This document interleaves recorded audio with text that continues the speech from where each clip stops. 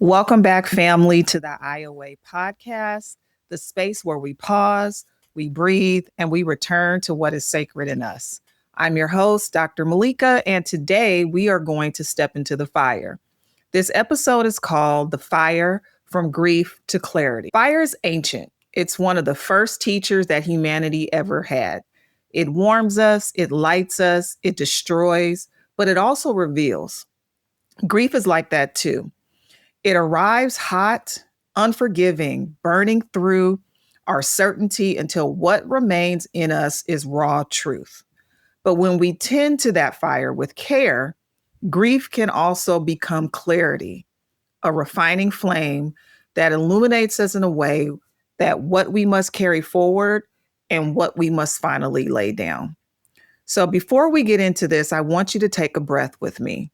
I want you to inhale for 4, hold for 2, exhale for 6. So let's get ready. Let's walk together through the fire and see what light awaits us on the other side. We will be back in just a second.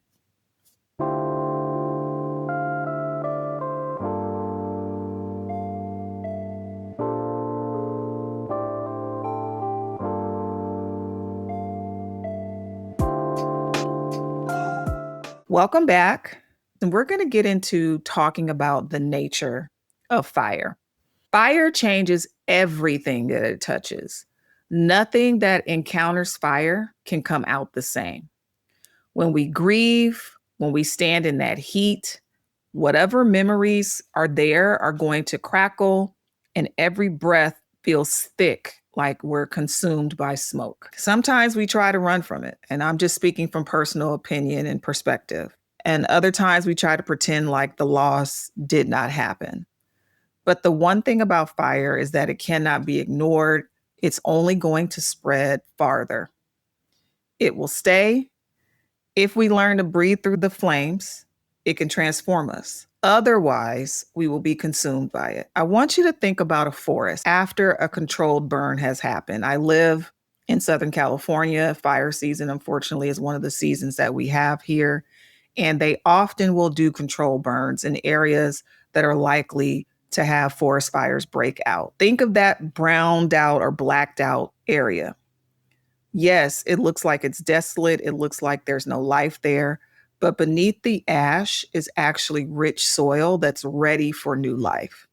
That is how grief works in our life. It works the same way. It burns away what's unreal, what's performative, what was never really deeply rooted enough to stay. The thing that remains after grief is the truth of who we are, and a truth that will guide us, that can become the foundation upon which we rebuild our lives stronger and more resilient than before. So I want to take a second and I want you to look at it from this perspective.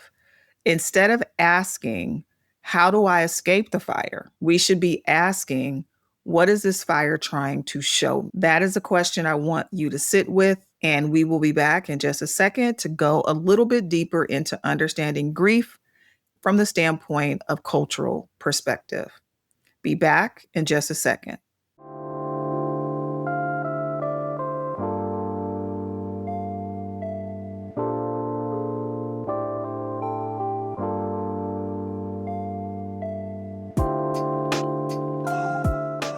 Welcome back, and we are talking about the fire from a cultural standpoint.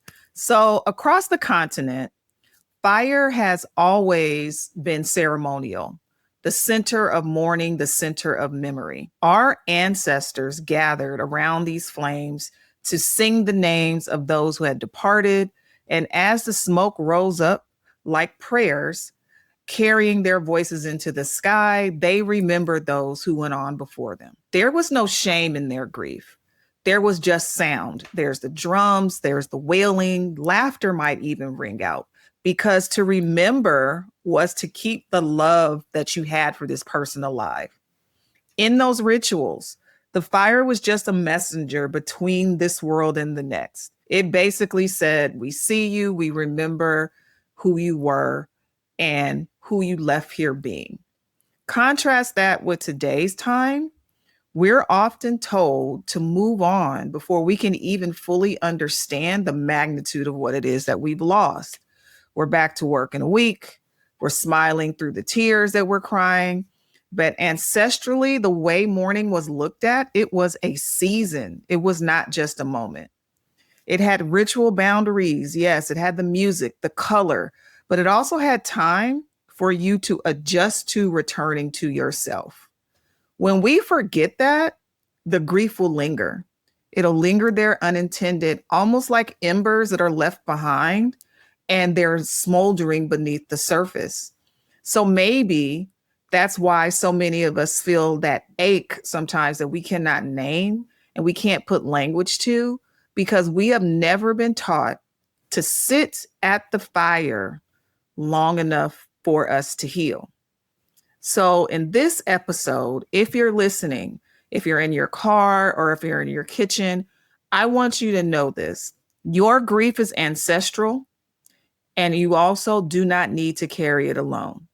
We are coming together in this space in order for us to transform the way we grieve and understand that sitting in the fire is something that we do to allow us to adapt and to heal and to burn away the things that we are now processing due to the loss of those that we loved.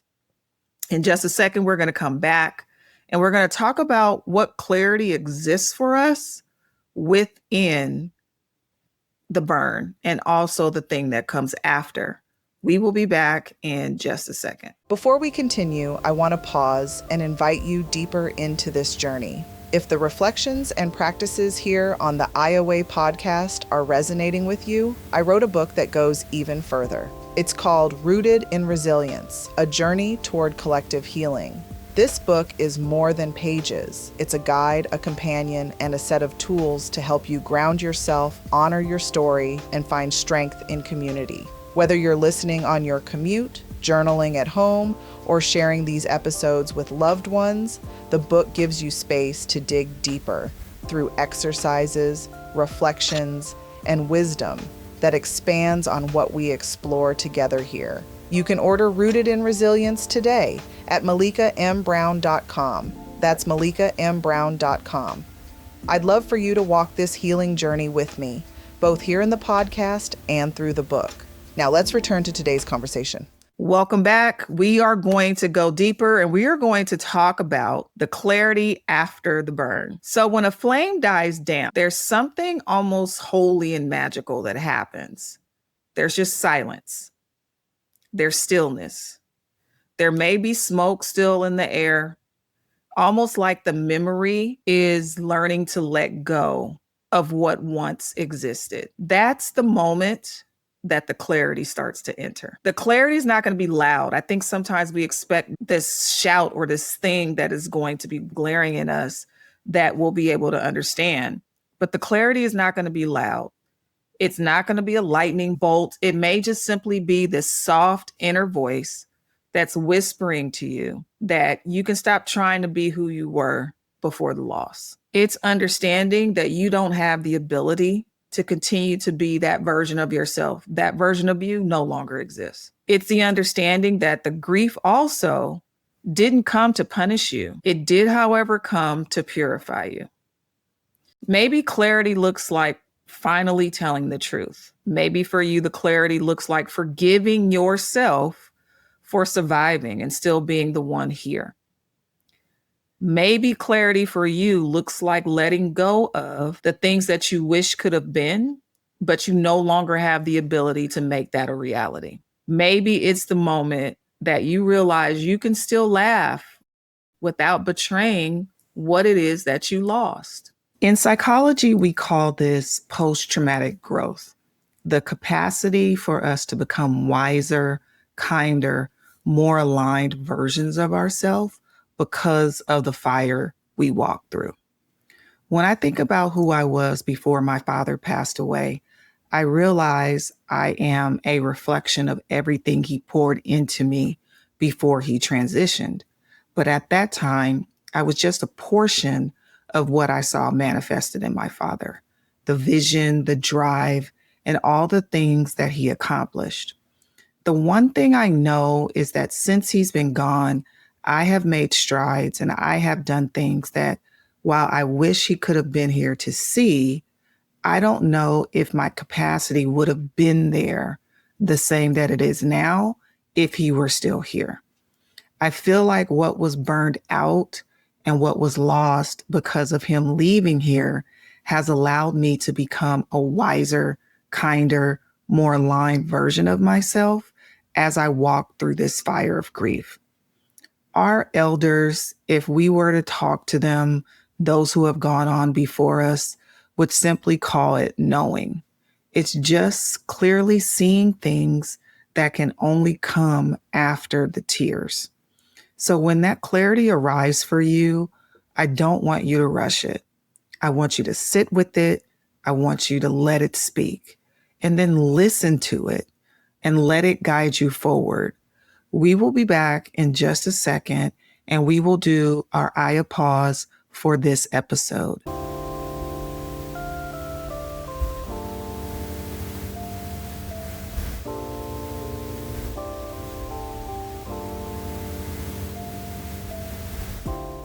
Welcome back, and we are going to go into our Aya pause for this episode. This is a fire clarity meditation. If you can close your eyes, I want you to visualize a small fire glowing before you. This fire is steady, it's not wild, it's not dangerous. See the orange edges dancing majestically in the dark. Take a deep breath in through your nose, hold, and release through your mouth. Now imagine placing something in that fire. It could be a fear, it could be a regret, a memory you've outgrown, or a relationship that needs to shift. I want you to watch as it burns slowly, turning into light. The smoke that you see that releases and rises is your release. The warmth that remains is your clarity. Whisper softly to yourself, "This fire does not destroy me, it only refines me." Take one more deep breath in through your nose. Feel your chest expand. Feel the light expand in your chest. And exhale. You are now becoming clear. I want you to take a second, pause here, pause the episode if you need to, or use the short break as a time for you to settle, to recollect, so that you can come back. And when we come back in the next segment, we're going to talk about the collective healing and how the fire plays a part in that. We will be back in just a second.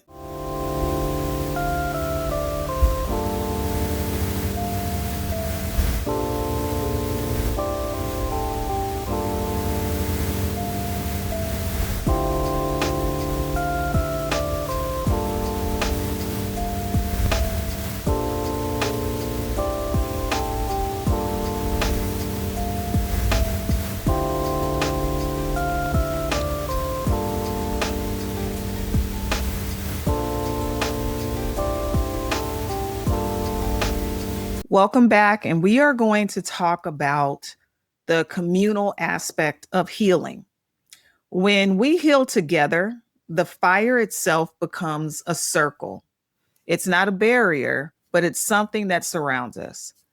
I think about how our people gather together in times of loss. Historically, we've seen us singing under the porch lights and passing plates of food. We see the passing of stories and telling of stories of the person that has departed in order to keep their memory near to us. We don't want to forget and lose who this person embodied. That is a form of collective healing. We don't need language that's fancy and informed. We don't need to understand psychological concepts of grieving. What we have in that moment is just simply presence. That's all we need. We just need presence. It could simply be singing. Doesn't matter if a person's voice cracks, if their voice is not good, we will be singing. You can have another person that's sitting there that may not say anything. They can be silent, but they're present.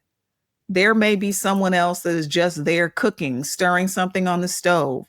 It doesn't seem like it's a big thing, but they're present. That is how we keep the fire of love burning within us. We live in a society that teaches us that healing is an individual process. We have to understand that wellness has always been a we practice. When we light a candle for someone else's grief, we are also lighting one for ourselves because we don't know when we will encounter that situation. So if you're walking through the fire today, I implore you to not walk alone. Do not try to do this on your own. Do not try to isolate yourself.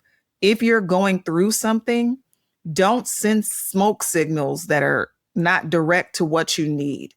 Actually speak up, reach out.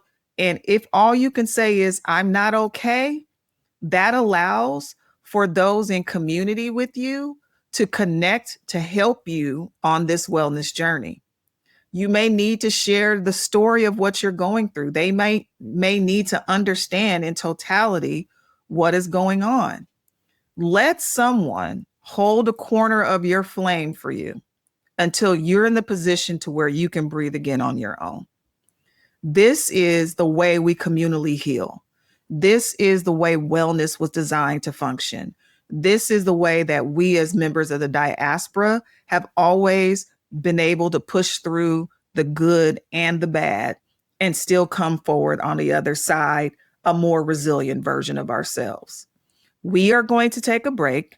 And when we come back, we are going to take our closing reflections and our call to action for this episode. We will be back in just a second.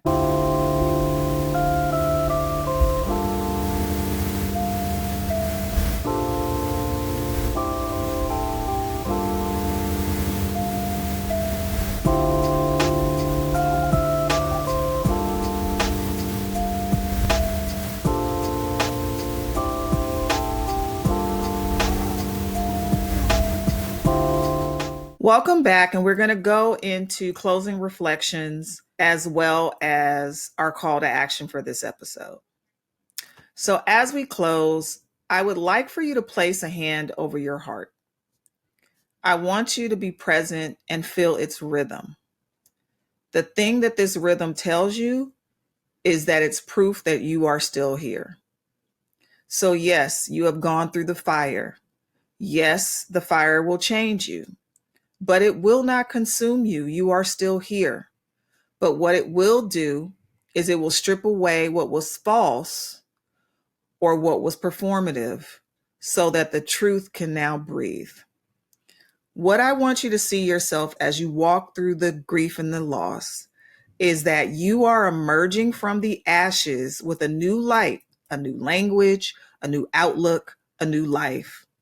And I want you to take this and carry this into your week and carry this forward as you process the new version of you after walking through the fire.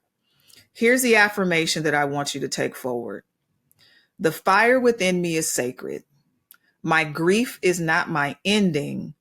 It is my becoming. So I want to, as I always do, challenge you to listen to the podcast. If you are not a subscriber, please subscribe. We are on Spotify. We are on Apple Podcasts. We are also on YouTube if you want to see the actual visual video. I also challenge you to connect.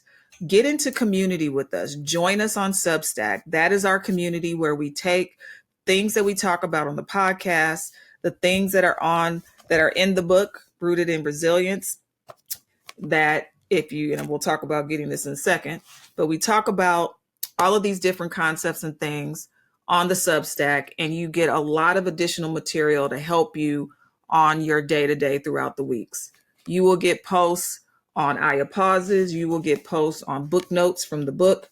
You will get reflection and notes from the podcast episodes. You will get encouragement and stories in different ways to keep you uplifted going forward. And I also challenge you, if you haven't done so, that you should go ahead and get the book. You can find it on my website. It is malaikambrown.com, and it's in our store, and you can find the book there. I challenge you to get the book and use it as a blueprint and a model for what it is you are trying to do on your wellness journey and as you heal and move forward. And so, as I always say, as we go out, I want you to remember that you are not a reflection of what you went through. What you are on the other side of that fire is a version that's been stripped the things that you held on to that did not serve you. And I want you to know that you will rise just as the phoenix does from this ashes and be a better version and a more resilient version of yourself. We're going to come back next week and we're going to dig a little bit deeper on this wellness journey. Thank you and have a great rest of your week. Hey, resilient ones. Before we close out today's episode, I want to personally invite you to join me in person for something that's really special to me. It's The Circle, and it's an Aya Wellness event. It is happening Saturday, November the 8th at the Body Bar in Inglewood, California, which happens to be my hometown. And it's going to be a beautiful afternoon of connection, conversation, and collective healing. We'll breathe together, we'll reflect together, and most importantly, we'll root together. We'll use guided Aya practices, journaling, small group dialogue, inspired by my book, Rooted in Resilience, A Journey Towards Collective Healing. And yes, many have been asking, how do I get in and what does the experience look like? There are tickets for every level of experience.